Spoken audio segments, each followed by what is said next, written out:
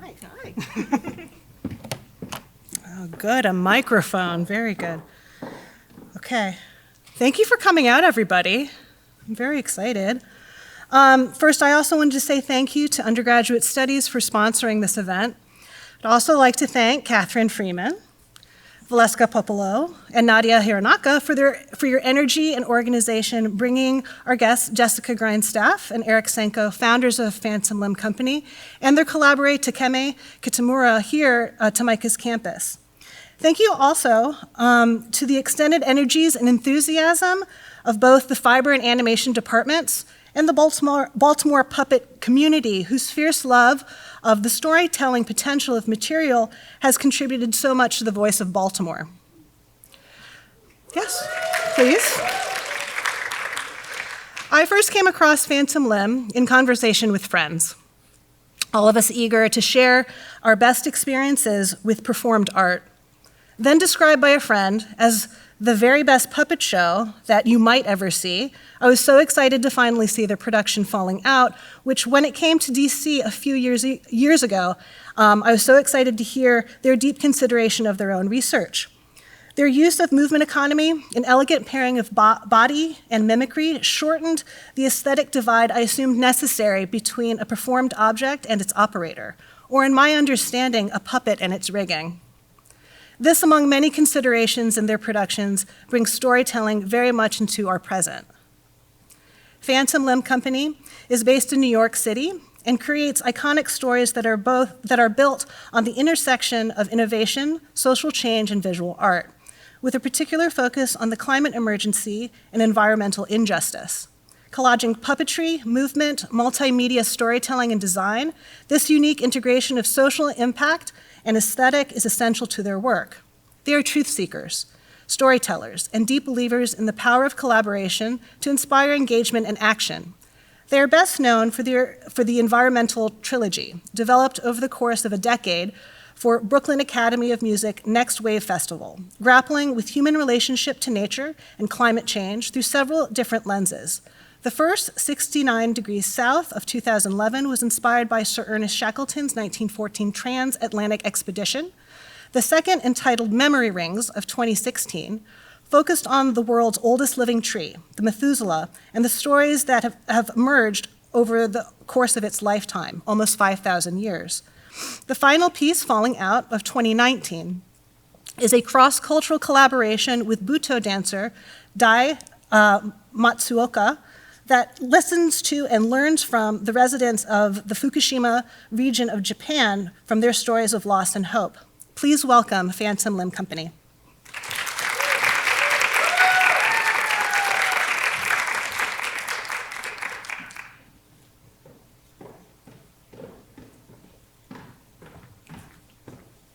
Hi, everyone. Thank you for coming. Thank you so much for having us. Thanks for all the organizational work it took to get us here.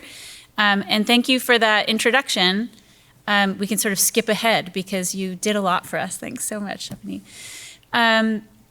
So we are Phantom Limb Company, and we are just going to give you a little spoiler. I think it's useful when we speak. Sorry, I'm Jessica, and this is Erik. And we are both married and often collaborators, and in our company, always collaborators, but we also do separate things.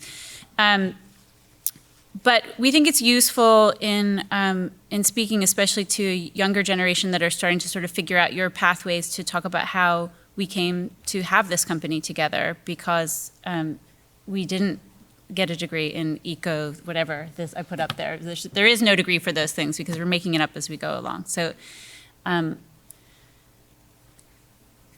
a little bit about my history. I have always been a storyteller. I've always been an activist.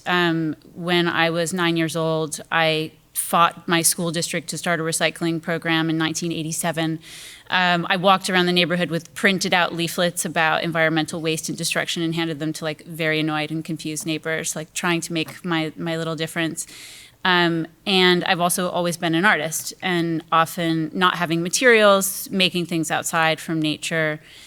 So as I as I went to school, I studied photography, film, and theater. And then on the side, I was always continuing to make collage work and installation. And most of the pieces had some form of kind of animation to them, and they all had stories, like kind of deep narrative embedded into them. I was asked by, this is a book cover for this author called Mark Danielewski, who writes these incredible novels that are like, this one is called Only Revolutions, and you have to literally turn it around while you're reading it so that you can get the story from the two perspectives of two characters that are written on either side of the page. So it's almost like you're doing a dance as you're reading the book. And he asked me to read the book, decipher it, and then create a narrative piece that would be photographed and be a part of the boards of the books. And then in the center is a piece that was this series of kind of family letters that I had put inside of this jar, and then I have a music box mechanism there that animates the bird, and it turns slowly around and plays this sort of broken version of these are a few of my favorite things. So this is something I did when I was 20 years old, so this is to kind of just give you an idea of the pathway. And then the third piece is I started to make a series of paintings. I had a dream that I was making paintings out of beeswax and chalkboard paint, and then I arrived at my studio the next day, and someone down the hall came up and said, "Does anyone have any use for this half-empty bucket of chalkboard paint?" And I said, I do. And then I started making this whole series. Didn't have a gallery, so turned my studio hallway into a gallery. Got a champagne sponsor and borrowed a red rope from someone and created a guest list, and then suddenly was a painter and selling paintings. And then finally, the last slide is that while I was doing all of this in New York, in my early 20s, I went on a trip to the Czech Republic and Poland and saw all these kind of antique prizes and medals, and got curious about how to construct them. So I went back to New York and started to construct them, and I would just wear them on the street to walk my dog in the morning, and people were congratulating me. And I thought, like, oh, this is really something, to just wear this thing and have done nothing and have people walk down the street and congratulate you. So then I started awarding them to people that I thought were really spectacular. Yoko Ono has one, Bjork has the yellow one with the mouse. And it became a kind of performance piece. So a lot of my friends that I love have them. And then the New York Times and like Teen Vogue picked up on it, and it became a little like a jewelry line, which quickly lost interest for me because it wasn't meaningful, but in the same way. But yeah, so that sort of like takes us right up until this moment that will come after Erik tells you about his history. Ah. Do you want to control your own slides? No, you can do it. Well, we're just going to Well, I see that it's funny when Jesse was talking that there's a common thread between how we both evolved and got to where we are, is that there's, as the slide said in the beginning, there's no clear, obvious pathway to think, when I grow up, I'm going to be a guy who makes theater pieces about the ecology. And like, no. So we just sort of found and looked at what was available and what was appealing, and kind of gravitated towards those things. Hold on. Sorry. Oh, yeah. I just wrote gone back a slide. I know. Yeah. I was trying to read it. Well, I'll tell you briefly. I grew up in New York City, and when I was a little kid, my mom used to take me and my brother to a marionette show. There was a marionette theater in Greenwich Village, so we'd go there for birthdays and things like that. And like all little kids, I was completely entranced, but for some reason they really stuck with me. So I started making puppets when I was really little, and eventually they sort of faded away. And then I ended up going to art high school. I went to the High School of Music and Art, and then I went to Cooper Union, the art school in the city. And then while I was in college, I joined a band, which was my other passion, was playing music. And I joined this band called the Lounge Lizards that I was in for 20 years. And 20 years! So through my association with that band, I started playing more in the sort of downtown avant-garde experimental scene and some more mainstream stuff. I played with Yoko, which is why Jesse gave her the prize ribbon. And but while I was on tour, which is a beautiful thing to be in a room with a bunch of other guys and gals, having a kind of a conversation with their instruments, but I missed the intimacy of making things with my hands. So I started to take pieces of puppets with me on tour, which much to the dismay and confusion of my bandmates. They were, and I was frequently sitting like that in the dressing room or whatever, fixing something. And somehow I knew there's a way for these things to somehow be married, these two different ways of expressing things. So eventually I started making more and more puppets. These two guys were commissioned by a guy who worked at Wall Street. You know, his girlfriend asked me to make some kind of puppets for him. And I was primarily interested in marionettes, which are the string puppets, because they're the most sort of independent and mysterious, and also the hardest ones to operate. You have to have a very, very Zen-like personality to not just throw them out the window. Well, I also think you studied industrial design in college, Yeah. so I think there's a component of sort of engineering and industrial design in them that isn't necessarily inherent in different kinds of puppets. Anything a marionette does, any gesture it makes, has to be animated or activated from pulling a string vertically. So you have to figure out a way to make things move this way by pulling a string that way. So there's a kind of the scratches. My father's an architect, and so I always had this sort of mechanism mind that I found fascinating and really applied itself to making puppets, aside from the obvious aesthetic part. That's me in the middle, the big... when I was Not a puppet. Not a puppet. So that brings us to, I think, the year 2002 or something. I was asked to have a solo show in a gallery, my first solo show, and I didn't want to do that. I wasn't comfortable doing it. So I went in and I said, well, you know, my husband, he makes these really beautiful puppets. What if we were to have a show together? She said, great. So we had this show, and then at the end, she asked if Erik would be willing to put on some kind of performance with the puppets, and I reluctantly had not done that agreed, before. Yeah. Well, the thing about puppets for me was that it was a thing I did very privately, and I didn't want it to have to be on demand. But Jesse and a couple of other people bent my elbows, and talked me into it. But you did actually have a puppet play written. I did. Even though you said that you didn't want to perform, and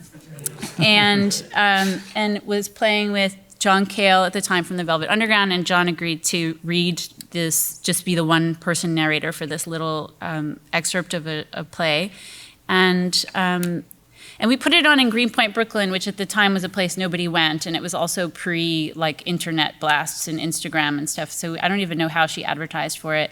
And really, hundreds of people showed up. 200 people showed up. And we had to do show after show, and it was just card tables like this, and Erik and a friend standing up, dressed in black, like really lo-fi. And people were laughing and crying, and it was just so beautiful. And we kind of turned to each other at the end of that night and said, like, there's really something here, and we don't know what it is, but there's something. And so I think someone who was there that evening said, oh, you should apply for a grant from the Jim Henson Foundation to make an expanded version of this show. So we started to do that. I just helped Erik kind of put the grant together.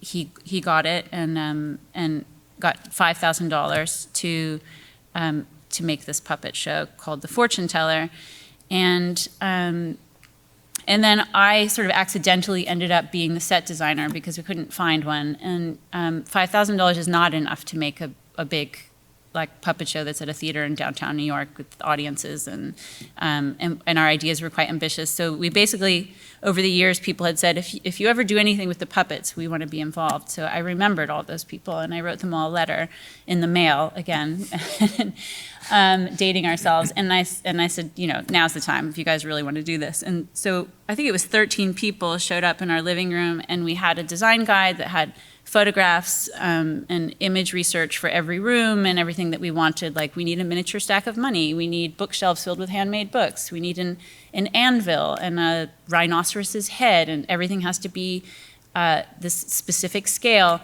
And all these people showed up. They were, architects, dancers, painters, just a totally obscure list of people who came together and made handmade wallpaper, and we created this show together in this kind of crowdsourced way. And it was supposed to run for 3 weeks, I think, and it ended up running for 4 months, and it was sold out. And it's what launched our career because so many people came to see it. And so for us, it's a really kind of our special first collaboration. And it's also where I began to direct, again, accidentally, only because Erik was behind the set and couldn't see what was happening. So I had to sit on the other side and say, no, that doesn't look right, and let's do this. And so we sort of like started to find how we would work together through this piece. So the design of this is that it's a mansion. Do you want to just say very quickly what the story is about? Sure, it's about 7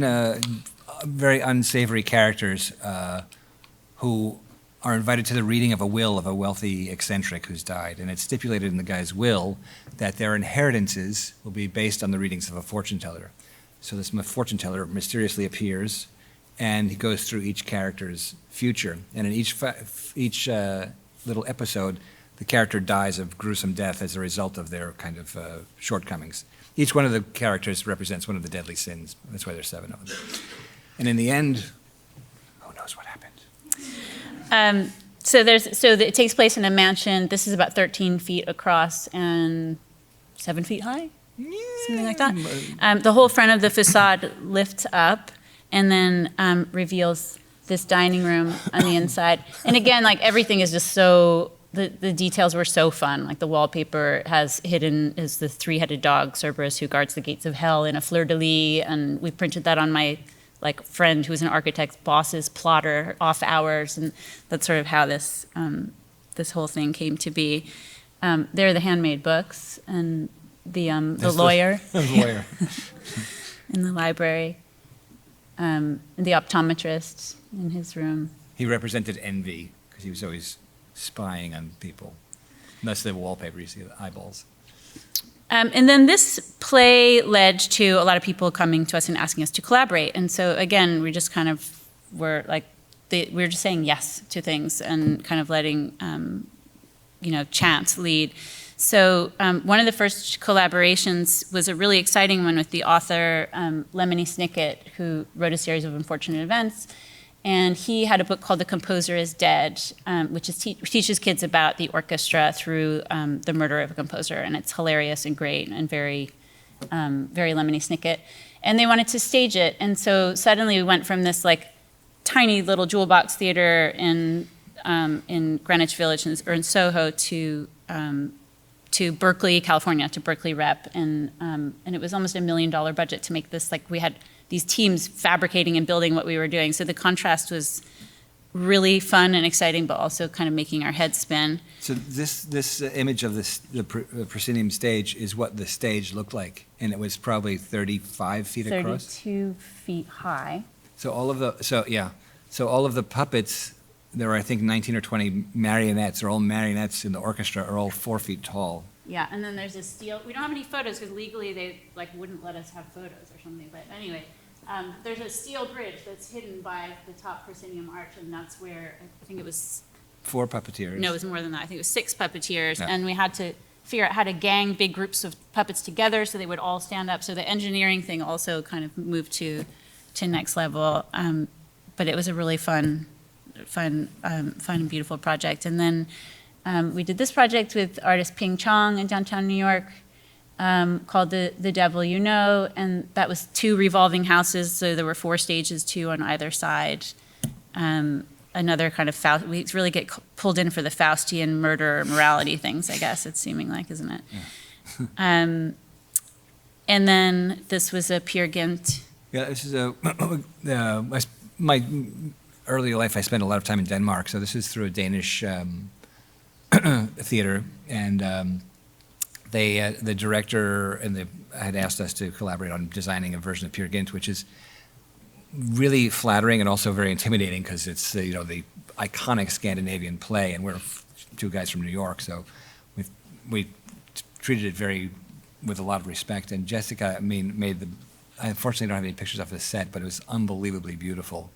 The whole set was I was on a giant turntable that was so well engineered, because all the Danish people made it, that it could be pushed around by one person. So there was a set on one side and another stage on the other upside. And Peer Gynt, if you've ever read it, was actually written to be unperformable, according to Henrik Ibsen. And it's really about a guy who's a complete narcissist and is having this existential crisis. So we chose to dress all of the puppeteers, there are 4 of them, with different versions of the actor's face. So he's constantly surrounded by visions of his own face. The stage was populated by him. So there were 4 actors wearing masks. They had a lot of hand puppets. There was a marionette of him. There was a Bunraku puppet of him, and I forget how many total. It was just a constant face of Jens Jørn, the actor. And there was a puppet show inside the puppet show. Pretty meta. Yeah. And then this was a collaboration, the Kronos Quartet. It was a nice moment where you can say your music and puppetry kind of morphed. I had been working as a professional musician, and I got an email one day. Oh, it was actually through Bandcamp. No, through MySpace. MySpace. It's really dating yourself. Yeah. It came by a carrier pigeon. And smoke signals. And from a guy called David Harrington. He said, and he was like, "Hi, my name's David. I have a band called the Kronos Quartet. You want to trade CDs?" It's like, what are you, 8 years old? He's the violinist of this incredibly well-respected string quartet. But he's a super generous guy, obviously, and it happened to be that he was in New York. They're from San Francisco. That when our first play was The Fortune Teller was on, and we went out to dinner afterwards, and he said, "How long does it take you to make something?" And I said, "You mean a puppets or a music?" "Yes." So he was, in a roundabout way, inviting us to collaborate in the celebration of the 25th anniversary of the Next Wave Festival at the Brooklyn Academy of Music, the very prestigious event. So I was thinking, what can we do? We have about half an hour of time because there was another performer. And I was thinking, and then Jesse said, "Why don't you just take that little puppet and make it 15 feet tall?" I was like, "Yes, okay, that's a genius idea, thank you." So the picture on the left is actually a puppet that's only this big. And the picture in the middle is me and 2 of my friends with the actual size that it was. And then this picture on the right is actually from the performance. So we had this giant puppet rolled out on the stage like a Trojan horse. And you can see the doors on the center is where inside the puppet's torso was a marionette stage. So 2 puppeteers were hidden inside there, and they put on a marionette show, and which was projected above the quartet. Anyway, there you go. And this was an important collaboration for us just because there was an after party, and I said to friends of mine, like, everything always happens at the after party. So if you take anything away from this, it's that. But there was an after party, and the artistic director of BAM was there, and he said, "Oh, I really loved your piece this evening, and if you guys ever have any ideas, let me know." So again, good memory. Like, if you ever do anything with the puppets, let me know. And we reached out to him.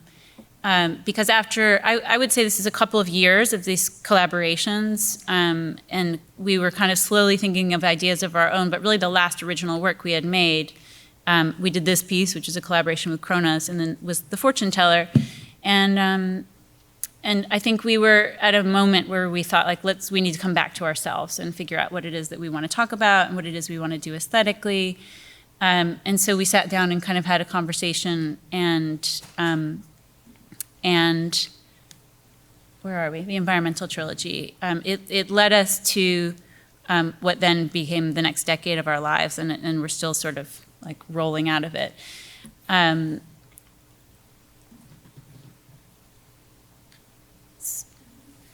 So the environmental trilogy didn't start out as a trilogy. It started out as a single piece, and it came from a staging idea that Erik had, which was from kind of frustration with the proximity of a marionette, because a marionette can basically go wherever the arm can go. So you know, like we built a bridge in that in The Composer is Dead, and the puppeteers can go this way all day long, but they can't go this way. And he thought, like, how could we get mobility of the whole stage? Because one of the things I really love about puppets, I mean, there are many things, but one is that they make people typically a little bit uncomfortable, or they have the potential to do that. And to get them as close to people is something I really relish, because it gets people off balance and they experience something in a different way. So in The Fortune Teller, for example, which was the one with the mansion, on either side of the stage was something like the size of a phone booth, and the whole thing would come out on rails into the audience. So if you're sitting in the front row, suddenly the puppet was here, and it was thrill. So I was trying to figure out how to get marionettes to be able to walk around freely wherever they wanted. So.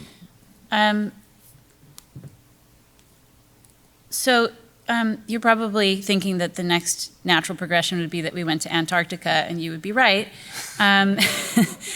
We were thinking, so Erik had this idea to put puppeteers on stilts, and we both were walking down the street in New York talking about it, and he said, for some reason I've been picturing this idea all in white. And I said... With the dirty puppets underneath. Yeah, and I said, I've been picturing it all in white too. I don't know why that is, especially because you've seen our aesthetic prior to that was like quite sort of Edwardian, Victorian, dark, maximalist, but we were both having this kind of other feeling about it. And then we were talking and saying, like, where is it all white? And I had been wanting to make a piece with a ship that was somehow also a puppet. And then we remembered these images from Frank Hurley of Ernest Shackleton's attempt to traverse the continent of Antarctica in 1914, right? Yeah. So great, we thought this is the perfect story, and we started kind of thinking about it, and we made a PDF that was maybe 10 pages long with really outrageous ideas, one of which was that Yayoi Kusama was going to like collaborate with us. And we took it into Joe's office from BAM, who said, if you ever have an idea, let me know. And then he said he would like to support the piece, and so that gave us a kind of engine. And then the way that we have created work in the past is that you kind of get a couple of people like him to sign up, like different institutions around the world, who will support part of the process of making the piece. So the first thing, I guess I had an assistant at the time who said, do you know there's a grant for artists and writers? So I'll tell you, do you know there's a grant for artists and writers that if you're interested in something that has to do with Antarctica, you can go. However, you have to fill out the same grant that the scientists fill out, and it's like 1,000 pages long. And they don't make it any simpler for artists. Yeah. Anyway, it took 6 months of my life to fill out the grant. I would have to recover every time I answered a question. But one of the questions in the grant was really helpful, and it was the question was, what are the broader impacts of your piece?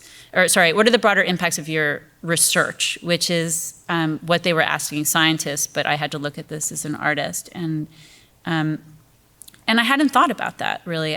We thought we were telling this we were sort of more into the aesthetics of the project. And I thought, yeah, why are we telling this story, Erik? Like, what's the point of retelling a story that people know? And so we started to look kind of really deeply into the story of Shackleton. We got the grant to go to Antarctica, and it was there that I think we started to engage more deeply with the purpose behind our work, and it was there that we thought about the idea of maybe creating this larger trilogy. So, and I'll say the National Science Foundation offers this grant, the Artists and Writers Grant it's called, because they acknowledge that scientists, the scientific community, is very finite. It's, they can write papers and things, but it really just appeals to other people in the science world. So they invite artists to go there because they have a broader audience. So we did things that you would expect. We were studying the light, and we were studying the topography, the palette. Erik was making field recordings in this colony of 10,000 Adelie penguins, which was pretty extraordinary. And smelly. Yes. Smelly Adelie. And on the back of an icebreaker, and really it just was a staggering, life-changing experience that we're kind of still recovering from. And we also got to visit the historic huts of Shackleton. Prior to his attempt to traverse Antarctica, he also he was in the race to reach the pole first, and he actually was the closest that anyone had ever come. He was within 100 miles, and realized that if he went, not all of the men that he was with they didn't have enough reserves for them to make it back alive, and so he gave up the kind of historical accolades that would have come along with that to value the lives of his men. And he made those kinds of decisions over and over, which was really rare for the time. So anyway, one of the huts from that expedition is still there, and we got to study. I mean, it's the perfect archival environment in that there's no humidity, there are no insects, and there's no plant life. So everything is exactly as they left it, like a tin of crackers open with the cracker on the table from 100 years ago. All of the clothing, so that materiality, I think, was really important for us and super informative for how we ended up building the puppets and thinking of the world. And then we also took Shackleton to the geographic South Pole because we had to do it. And then I would say that the most profound kind of part of being there, I mean, another thing was like, people say like, oh, what was it like? And it's like, it's impossible to describe, but the thing that was really remarkable for both of us also was the loss of a sense of scale. Like there was no, there were times where you'd be standing in a landscape and you didn't know what you were looking at. It's like you didn't know if you were looking at the mountains or the sky or the land or like where things started and where things stopped. And it really sort of like put you into perspective, and your tininess and the sort of ferocity and power of nature was really staggering. But sorry, what I was going to say is that the base of McMurdo is filled, it exists for scientific research. So there are, maybe 2 artists that get the grant, but we spent all of our time interfacing with the scientists there and learning about their work. And at the time, the statistics were that only 30% of Americans believed that climate change was related to, existed, and that humans had an effect on climate change. And yet, all the science, which was funded by the United States government, was really 90% of the science was really on behalf of or in pursuit of learning more about climate change. So, from like penguin scientists to ice core analysts, studying migration patterns and how things are changing. And so, we had I've always been interested, as I said, in the environment and climate change, but we kind of got a new. I think a new interest and depth of knowledge from those exchanges. And it led us to a relationship with a man called Dan Schrag, who is the director of the Harvard University Center for the Environment, and he was President Obama's advisor on science and technology. And he worked with us for a couple of years into the trilogy, actually, in thinking about how art and performing arts can have an impact on climate change, and like how we can integrate with communities to kind of raise awareness in the way that people are thinking and acting. And so that was a beautiful relationship. And again, as I said, like all the seeds are sort of being sown for where we went. We came back from Antarctica to a residency at MassMoCA in North Adams, Massachusetts. And we had a few days before a whole team came that were meeting us to create the work. And the 2 of us were just in this empty room, like, shit, like how are we going to possibly do anything with everything that we just learned? Like the enormity of it was so overwhelming. And then Erik had a kind of a memory. Yes, I remember when I was in college, I remember reading The Wasteland by T.S. Eliot, and that I remember that there was a passage in The Wasteland that was inspired by something that T.S. Eliot read, that Shackleton had written. And it's about this sensation, which is a psychological term called the fifth man syndrome. And it's a sensation that people have when they're in conditions of extreme stress, when they somehow think that there's another member of their party. And on the final leg of Shackleton's trip to rescue his crew, there were only himself and 2 other guys, and they had made this 800-mile trip in a boat. I'm having trouble not cursing all the time because I just want to say what kind of boat. It was a tiny boat, and they somehow managed to reach land, and they got help. But in his autobiography, he says that they always felt that there's another member of their party, and there were only 3 of them. And they thought when we went to Antarctica, did we experience that? What was it? And it was always this sort of palpable sense of the landscape, as Jesse mentioned. So we read The Wasteland. Jesse read it, and she's finished reading it, and we were like, that thing is just an unbelievably beautiful. Yes, I was like, what? sorry to reveal my ignorance, but I said, what kind of poem is that? Like, what is that? Because, I mean, I knew the poem, you probably all know the poem, it's so gorgeous. So there's something about the way that it's written that feels like the way that we want to tell this story. Yeah. So then we Googled, what kind of poem is The Wasteland? And it said that it was imagism. And so then we started to dive into what imagism was. And again, that became kind of foundational for us in how we made things, but to oversimplify it, and it was a kind of reaction to romanticism where they felt like language had become sort of overly descriptive and florid so that it kind of didn't mean anything anymore. And that imagism was more about putting like bold images next to each other and letting the reader draw the connections and sort of finish the idea in a way. So for The Wasteland, for example, you can have taken a college course on it and know every single line. It has such deep references, and you can know that and have a deep experience of the poem. But it was also important to Eliot that you could read the poem without any of those references and have a deep experience of the poem, and that one or the other wasn't more valid. And so we started to kind of approach our storytelling in that way. And this is actually what we did. We came up with a kind of like a time formula, a time measurement formula. And we're like, okay, the piece is going to be 69 minutes long because, right? Yeah. Because 69 degrees south. And then we drew out a line, and then we started to kind of make like every 3 inches equals a minute.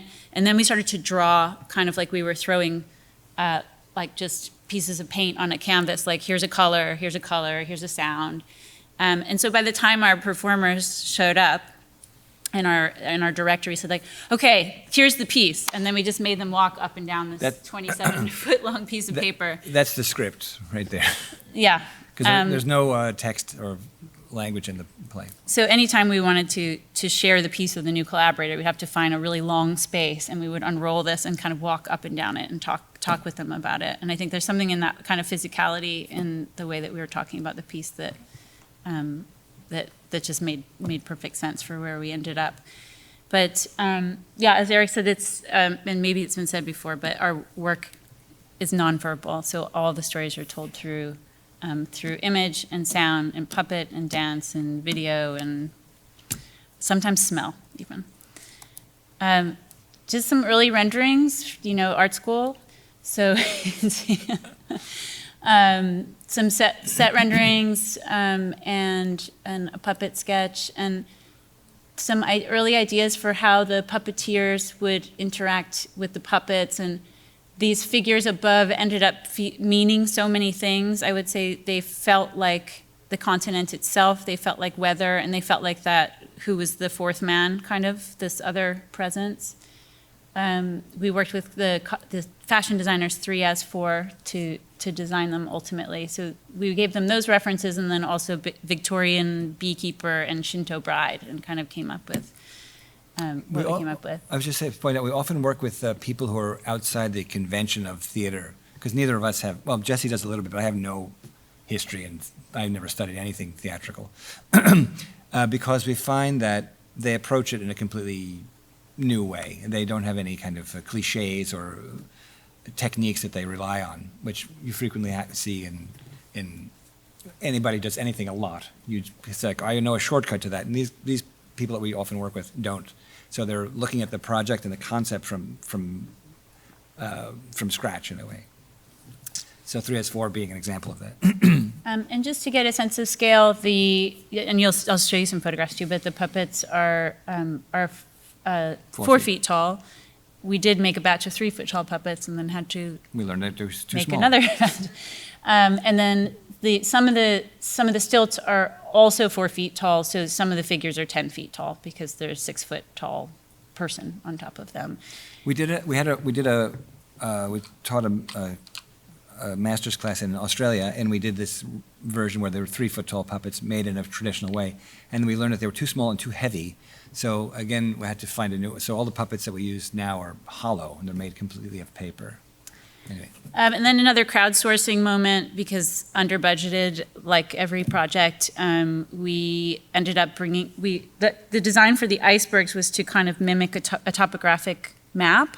And so there were all these kind of concentric levels that got smaller and smaller, and each one was an angular design and kind of with these hand-welded metal frames, and they fit inside sleeves, almost like a tent of this recycled Tyvek that was see-through, sort of like icy rice paper, and we lit them from within. But they started at the top of the show on the ground, and then they were raised up by this black skeleton and created the world. And the story of Shackleton happened, and then they melted at the end. So I'm in a loft in Bushwick with 10 or 12 people in the middle of summer at 1,000 degrees with no air conditioning, sewing the icebergs and putting the whole thing together. So those are some process images of that. And then here's a little video. Sorry, this is my first time presenting in this form.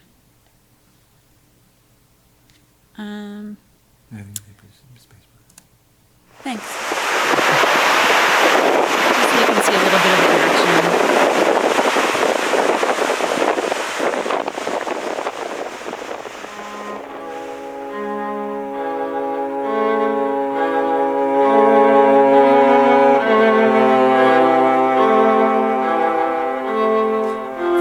This is not in the piece. It's from our trip to Antarctica.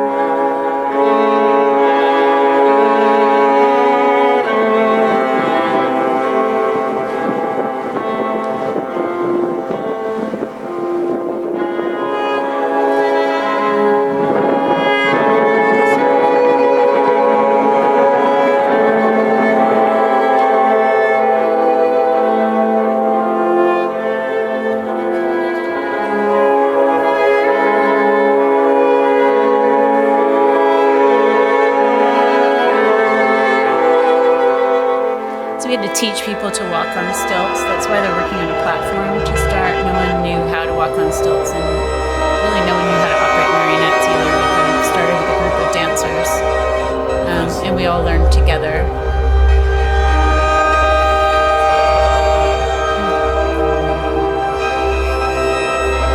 Just show you a tiny bit of the footage.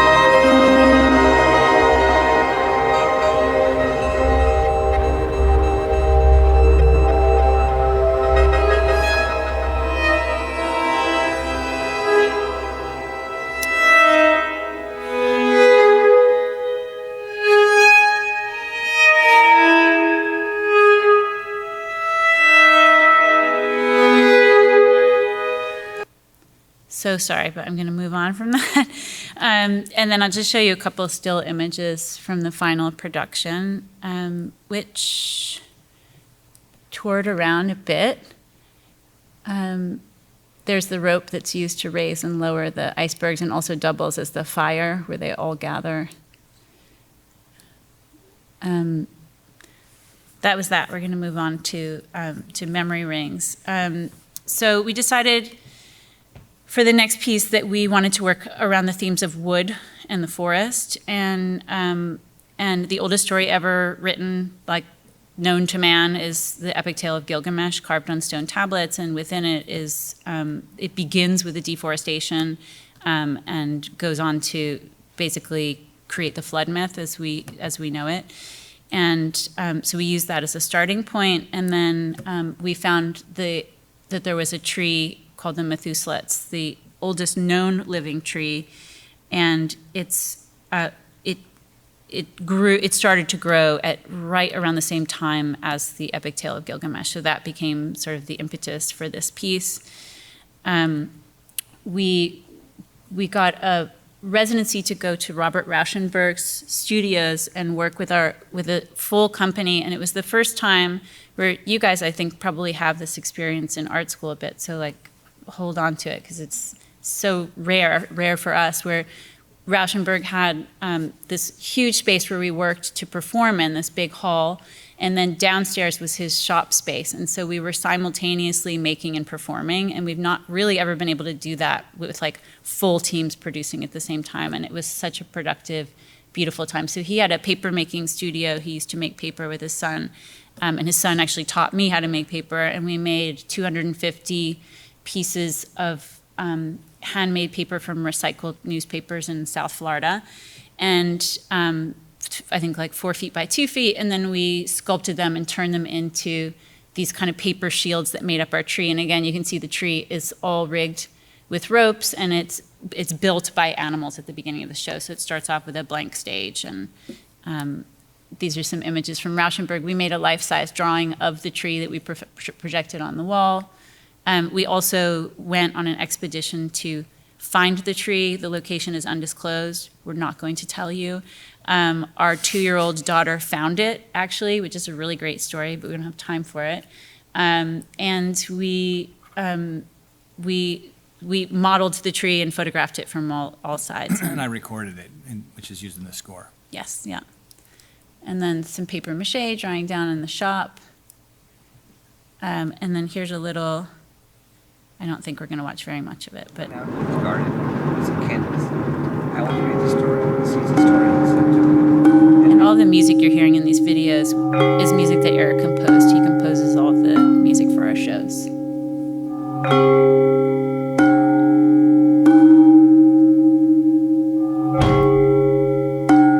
It's us trying to figure out where it is. Is that it?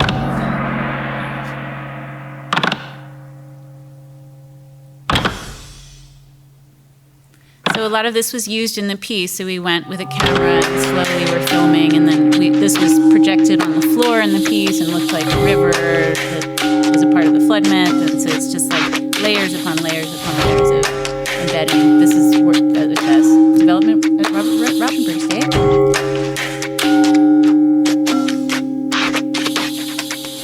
So we do a lot of this, and then we throw a lot of it away, and then we do a lot more of it and throw a lot of it away. And it's like, we really say at the end of the day, just collage artists.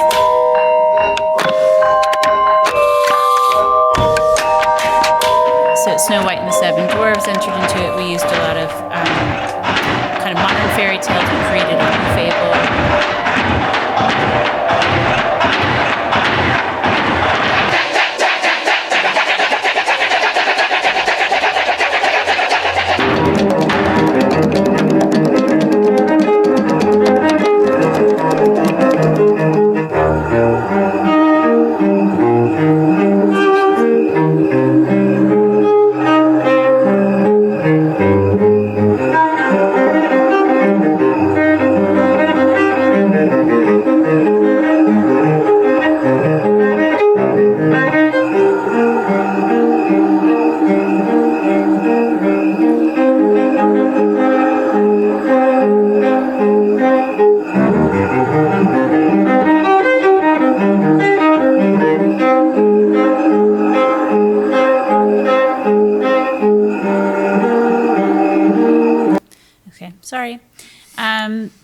But you can see here also that this is when we started to kind of start an inquiry in what it meant to have the. Is that what that means?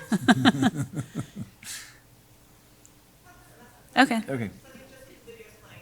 Oh, okay. Thanks. It was like, but we really should actually go quicker and wrap up. Are we okay to go a little over?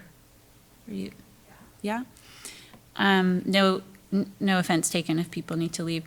An inquiry began kind of in this piece about how puppets and the human body intersected, what the relationship was. That inquiry is ongoing, and that's sort of like what we have the most fun with in our company now, is always thinking about that with performers. So we get in a room and try to figure out what does it mean, how does it work, how can we see it in a way we haven't seen it before.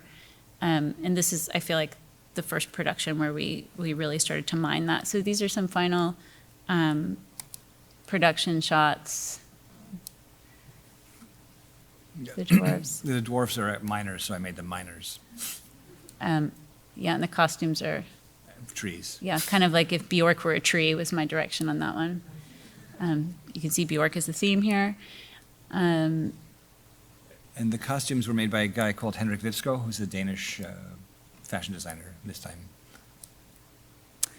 And then that brings us to the last piece, which is called Falling Out, obviously. And this piece was about, we knew we wanted it to be about water. And This piece ultimately ended up being about the Fukushima, the tsunami, and then the Fukushima Daiichi nuclear meltdown, and like the subsequent fallout. And we have always been interested in Buto and wanted to see what happened. Some people say that that Buto came out of the bombings of Hiroshima and Nagasaki, that they were sort of like an attempt to cope in a way, and this new art form came out of it. Some people don't agree with that, but I had heard that, and I thought, well, I wonder if there was a way to think about this crisis and to speak with a Japanese artist who practices Buto and see if like puppetry and Buto can come together to talk about this loss. And so we made a connection with someone called Dai Matsuoka from Sankaijuku, which if you've never seen their work, whenever they come to your area, see them. They're incredibly moving, and some of the best Buto dancers in the world. So Dai said that he would start this inquiry with us, and another grant. Take note. I read another grant to go to Japan, to this region, to study Japanese traditional art, no theater, to collaborate with Dai, and then also to go to the exclusion zone and also northern Tokohu in the areas that were destroyed by the tsunami. This one I did alone because we had a small child and it didn't seem like a suitable place for her to be. So Erik stayed home. Thank you. 3 months. This is what I found 7 years later in northern Tokohu. It was still in a state of total destruction and loss. These are the kinds of scenes in the exclusion zone that are still off limits and totally abandoned.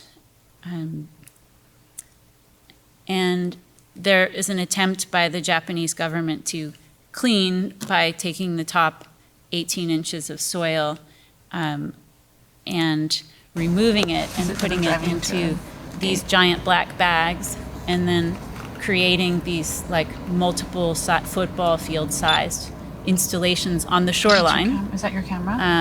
Where they store the contaminated soil. There's not a lot of research to say that the contamination doesn't go below 18 inches, so this seems like a kind of arbitrary action. And if there was another tsunami or rising tide, all of this would go into the ocean or open up and be re-exposing the land around it. How big is each one of these bags? Each one is like probably as wide as that table, maybe a little less wide, like this big, stacked, and they're often numbered. Where are Just for no reason.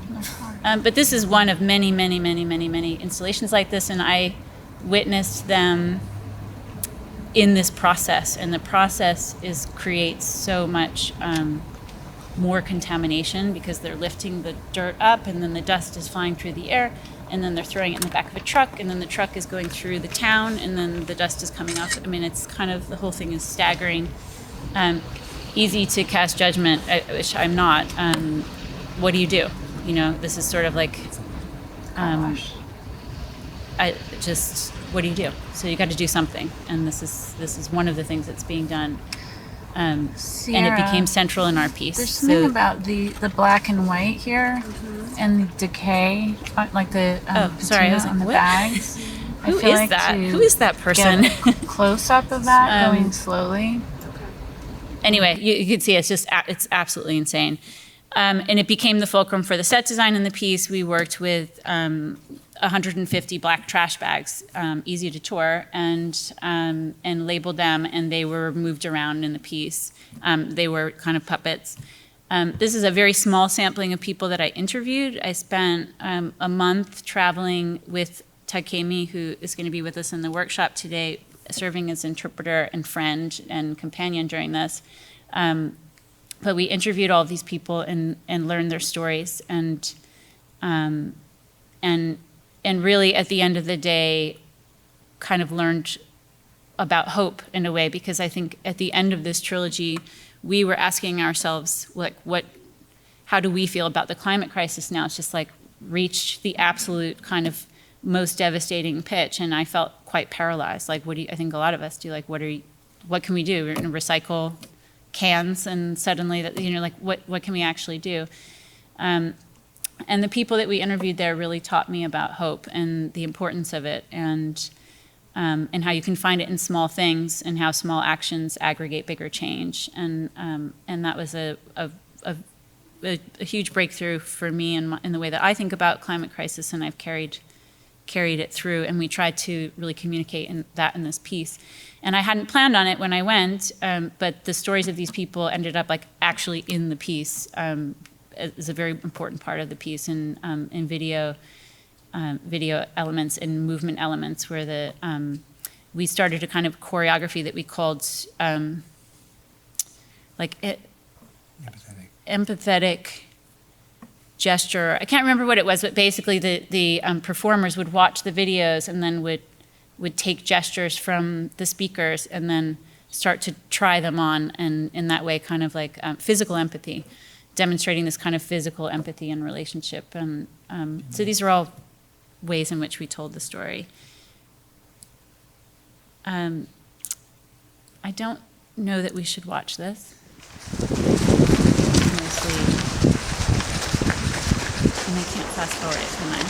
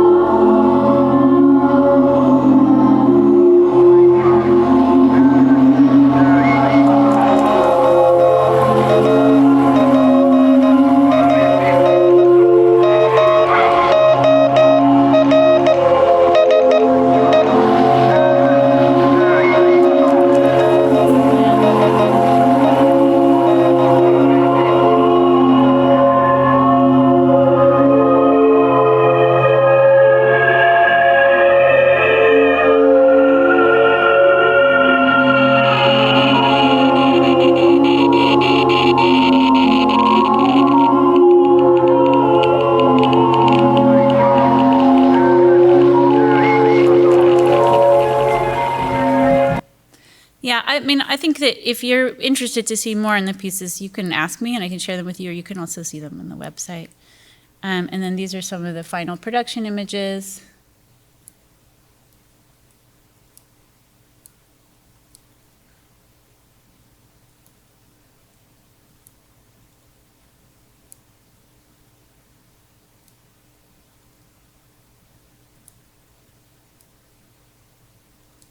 And I'm just going to show a second of this, which I think is a really nice example of where we got to with Dai and Buto and puppetry.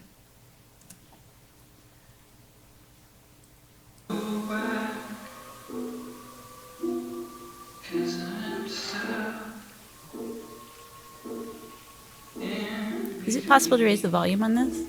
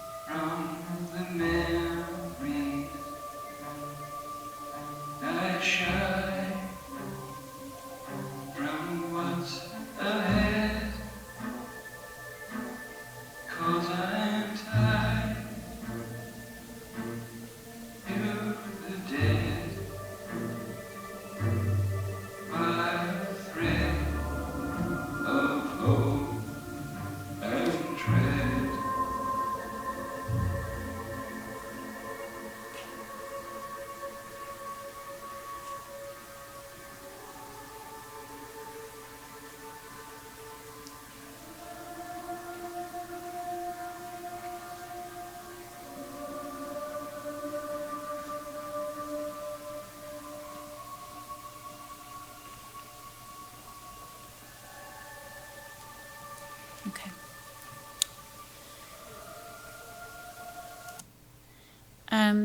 And then this is not a good picture.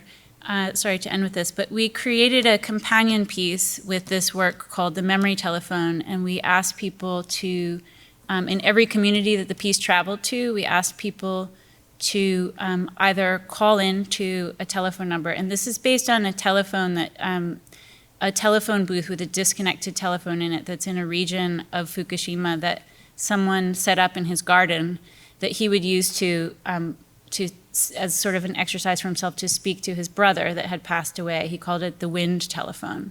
And people after the tsunami knew about this, and they started to travel to it and to have conversations with people that they had lost. And we went to visit him in the wind telephone and were really moved by this concept. And so we set up in some places, I think in DC we had a toll-free number that you would call into, and in other places we actually set up this kind of obscured booth with projections on top of tulle of water, and people would go in, and people would go in and talk about a memory that they had of water, or they would tell a story of loss. And we would aggregate these stories, and we would create a pre-show recording so that everywhere. So by the time it got to DC, it had already been to 4 or 5 different places, and we would take the voices of people all over the world talking about their memories of loss in water, and make a kind of sound collage of that. So you'd be hearing them. In some places, they could pipe it into the bathroom too. You'd be hearing people talk about those experiences, to just kind of expand this feeling that the story is not about. It's not a story about Japan. It's not a story about like a disaster that happened in one place, because we're all kind of on the threshold of having to deal with climate crisis, and the problems that are happening there are also our problems, and it's a human condition, not specific to one place or one group. So that's that, and then I think we're out of time and we shouldn't go through these things. No, that's yeah, fine. I think we should just. I don't know how to end this. I'm just going to go back to the first slide. And I think maybe we could open this up for a couple of questions if anyone has them. I realized we had a lot to cover, so we didn't talk about so many things like materiality and that maybe you guys are interested in. Puppets.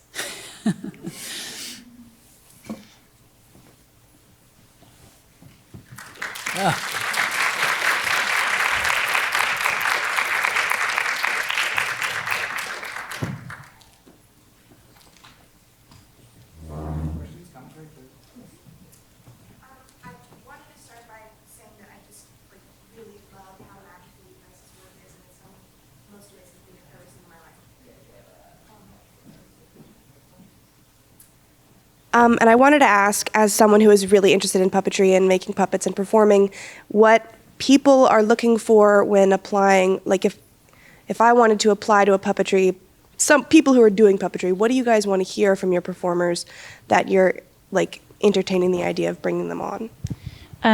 Well, I'll tell you a tiny quick story, which is that when we started working on 69 South, we had rehearsals for 3 days because we were looking for people that could walk on stilts, people that could dance, and people that could act without speaking, but who could communicate story.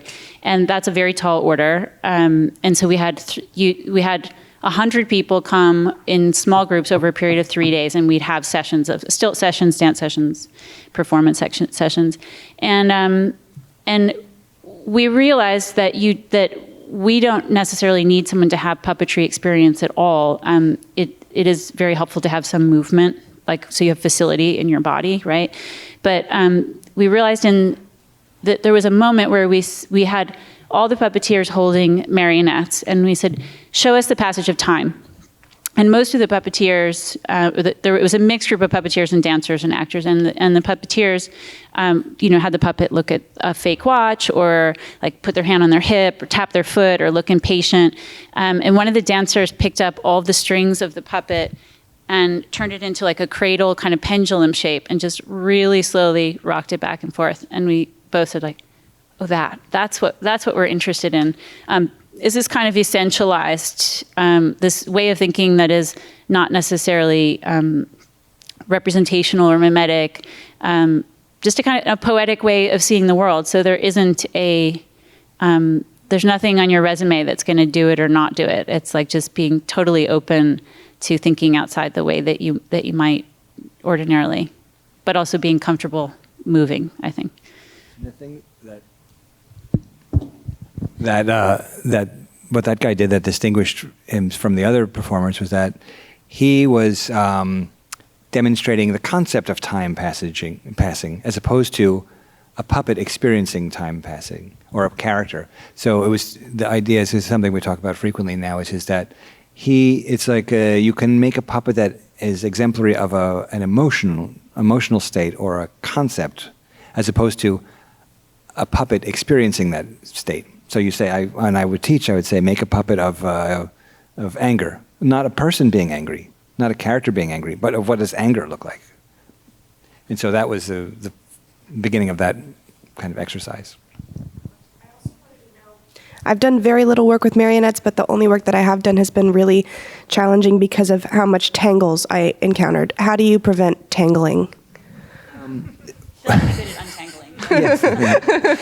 Our daughters will frequently give me their tangled things. Necklaces, yeah. Well, I make the puppets so that the strings are all, there are no firm connections at the top end. They're just wrapped around a lot. It's all pressure fit. So it makes it easier. Rather than knotting, you're just wrapping it through slots. And an inside tip is that frequently when a puppet gets tangled, it's because the controller has passed through the strings. So you have to just go backwards. It doesn't happen too much. Yeah, just get good at untangling. I have a question. Yes. Can y'all hear me? Yes. The last piece. I didn't quite understand it with the bags and could you break that down as if I were a 3-year-old? The piece itself, or the concept of The whole thing. I mean, as quickly as you can. I just want to make sure that I understood what I just saw. Okay, so one of the ways in which the Japanese government is dealing with the soil and the exclusion zone in Japan is they opted to pick the top 18 inches off of the land, like all the land, in hundreds of miles. So they're still doing it, and they pick it up and they put it into these big black bags and close it up, and then they just store it. And there's not really a plan for what happens next with it. Right now, it's often along the shoreline in a place where if the water comes again, it will just go into the ocean. So it's kind of a like Sisyphusian sort of thing. And so I had documentation of that happening in Japan. I was very struck by that. And also it being sort of this, like the symbol of us trying to do something that is futile, right? That doesn't actually make a difference. So in the piece, we ended up making a similar installation of the bags, and we were sort of telling the story of Fukushima. That was part of what was happening in the piece. And so we had these figures, we called them the Dream Police, which in the slides, they were wearing kind of brown trench coats and funny glasses. And they were kind of representing like an organized, were you going to say something? Like the government, for lack of a better word. And they were handling the disaster throughout the shows. And oftentimes they were just moving the bags from one place to another. Sometimes they were doing funny things with them. Sometimes there was a mother that was kind of buried in them and came out to get a telephone call, because there are people who basically never found the person that they lost in the tsunami for years and years and years. They're like waiting for a call that the remains have been found, which sometimes happens. So we had a scene in which that happened, but the bags became this kind of fulcrum for the story, and actually like kind of the opposite of hope. Like there's a sort of hopelessness around them. And then the stories of all of those people that were told were representing the opposite side of the spectrum, the hope. So we were kind of playing with dark and light and hope in the piece, and trying to tell the story of Fukushima. Is that sort of okay?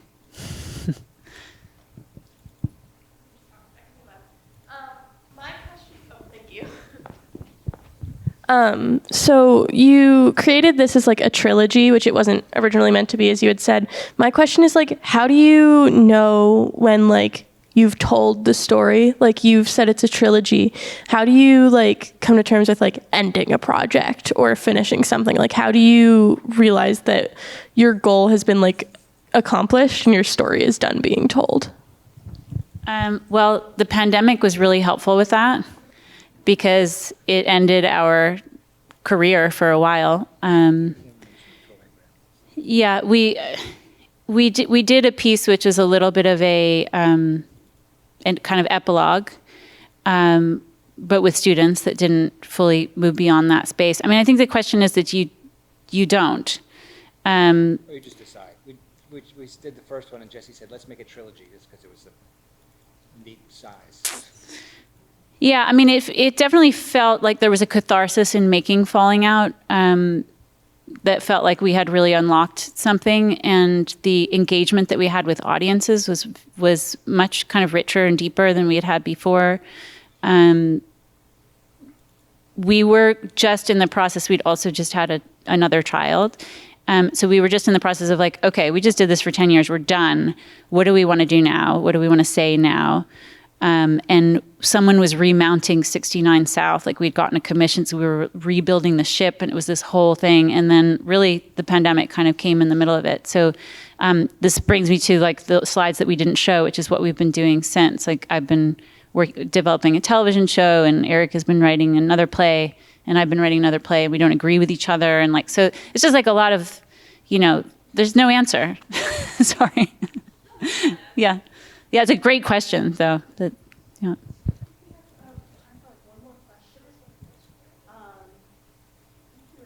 And I just want to also say that, like, the folks that were on the waiting list, Jessica and Erik have been so gracious to be able to accommodate the folks that were on the waiting list. I sent you an email out for the workshop. All right? Yippee! Yeah, my question was kind of similar. Because I feel like your ideas were like they went from being like visually maximalist to like conceptually maximalist, and I was like kind of similarly wondering, at what point do you not feel like you're leaving out part of your idea, and like how do you determine like what is necessary to go into a show and what kind of is no longer meshing with it? Because I feel like a lot of them kind of covered so many broad topics that I was kind of interested. Where do you like draw the line for one show versus another? I think one thing that's a great question. Thank you. I think one thing that's important to us is, we discussed this before, is that to not attempt to tell the audience anything, but hopefully that they will leave with a question. And the more that we can intentionally be broad in the way that what we provide, the better I think it is. And this is one of the things that puppets do so well, is that they can, because they're just paper, they're just blank canvases for people to invest their own fantasies and histories and background and they are so incredibly vulnerable in a way, and people get very upset when they don't move. They come to the studio and they're like, well, okay, make it do something, but I think the openness of them can appeal to people when something really strikes us in a way that it's achieving what we hope it can do. We just leave it alone.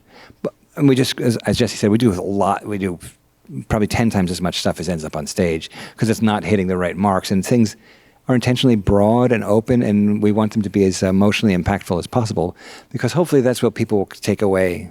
It's so usually a kind of a slow burn with us. We hope that people are, we're trying to create these images that will sort of sink into your mind and stay with you deeply. And to try and feed people information is not really what our theater does well. Or the only people we've ever had any kind of blowback from were scientists. I didn't learn anything more about Shackleton. Well, I think in a university setting, we often have people who are starting with intellect before emotion, maybe, that's reductive, but who really want to understand. And I think when you make a piece, you do have to give an audience like something to hang their hat on. Like there has to be a thread. Otherwise, I think you alienate people. But what we don't define and spell things out in any way. If we want to do that, we would use words. Like anytime we go to see a play with words, I'm like, that is so easy. You just have to like say the thing, and everybody knows. It's cheating practically. But the answer is like we do leave a lot of stuff we love out. And if there wasn't an opening night, I would just go and keep moving and playing. And did you want to say? Cut you off? No, I don't remember. Okay. Yeah. Yeah. Thank you so much. Thanks.